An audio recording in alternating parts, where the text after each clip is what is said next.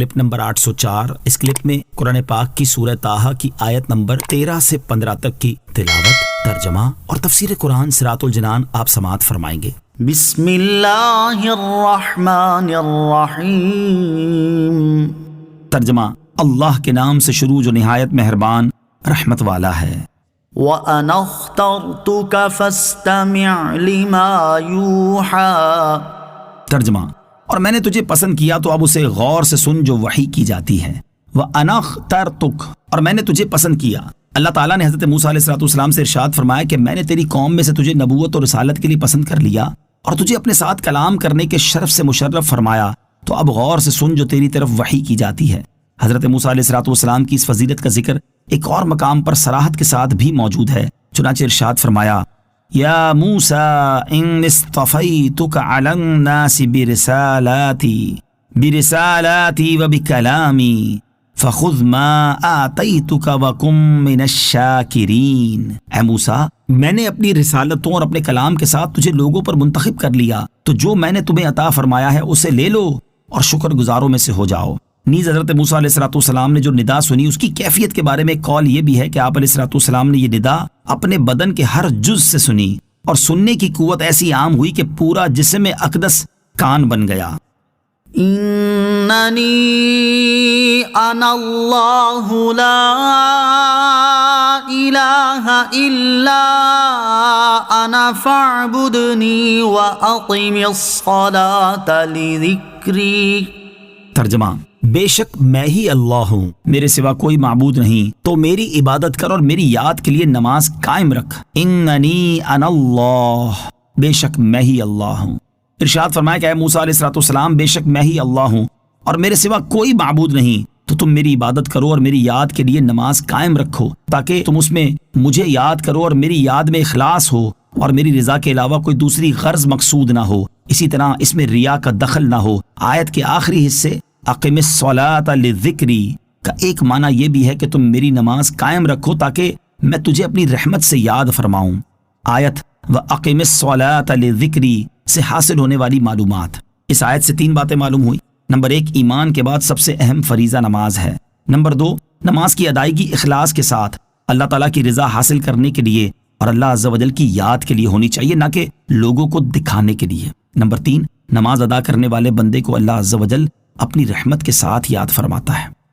ان الساعة آتیۃ اکاد اخفیہا لتجزا کل نفس بما تسعی۔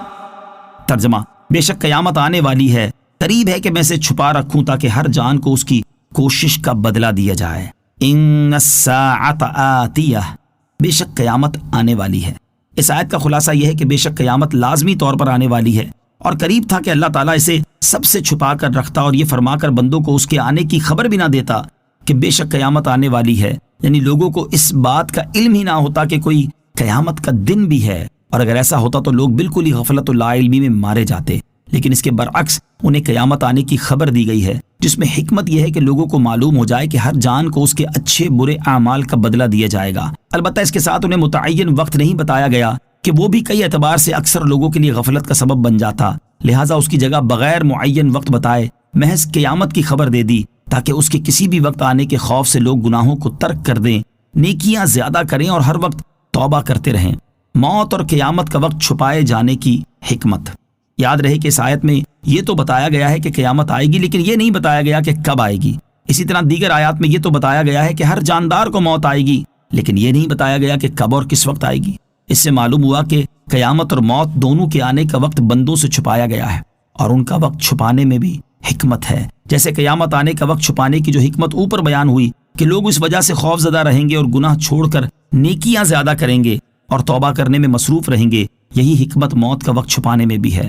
کیونکہ جب کسی انسان کو اپنی عمر ختم ہونے اور موت آنے کا وقت معلوم ہوگا تو وہ اس وقت کے قریب آنے تک گناہوں میں مشغول رہے گا، اور جب موت کا وقت آنے والا ہوگا تو وہ گناہوں سے توبہ کر کے نیک اعمال کرنے میں مصروف ہو جائے گا، اور اس طرح وہ گناہوں کی سزا پانے سے بچ جائے گا۔ اور جب انسان کو اپنی موت کا وقت ہی معلوم نہ ہوگا تو وہ ہر وقت خوف اور دہشت میں مبتلا رہے گا، اور یا تو گناہوں کو مکمل طور پر چھوڑ دے گا یا ہر وقت اس ڈر سے گناہوں سے توبہ کرتا رہے گا کہ کہیں ابھی موت نہ آ جائے۔ افسوس فی زمانہ لوگوں کی اکثریت حشر کے ہولناک دن اور اپنی موت کو یاد کرنے، اپنی آخرت کو بہتر بنانے کی جستجو کرنے اور اپنی موت کے لیے تیاری کرنے سے انتہائی غفلت کا شکار ہے، اور قیامت کے دن راحت و چین مل جانے اور دنیا میں اپنی عمر زیادہ ہونے کی لمبی لمبی امیدیں باندھے ہوئے ہیں۔ اللہ تعالیٰ انہیں ہدایت عطا فرمائے اور اپنی قبر و آخرت کی بہتری کے لیے فوری طور پر بھرپور کوشش کرنے کی توفیق عطا فرمائے۔ نوٹ: یاد رہے کہ قیامت آنے کا وقت اللہ تعالیٰ نے اپنے بندوں سے چھپایا ہے۔ اس کا یہ مطلب نہیں کہ اللہ تعالیٰ نے اپنے کسی بھی بندے کو اس کی اطلاع نہیں دی، بلکہ احادیث سے یہ بات ثابت ہے کہ اللہ تعالیٰ نے اپنے حبیب علیہ الصلوۃ والسلام کو قیامت آنے کا وقت بھی بتا دیا ہے، اور نبی کریم علیہ الصلوۃ والسلام کا قیامت کی نشانیاں بیان فرمانا اور اس کا متعین وقت امت کو نہ بتانا بھی حکمت کے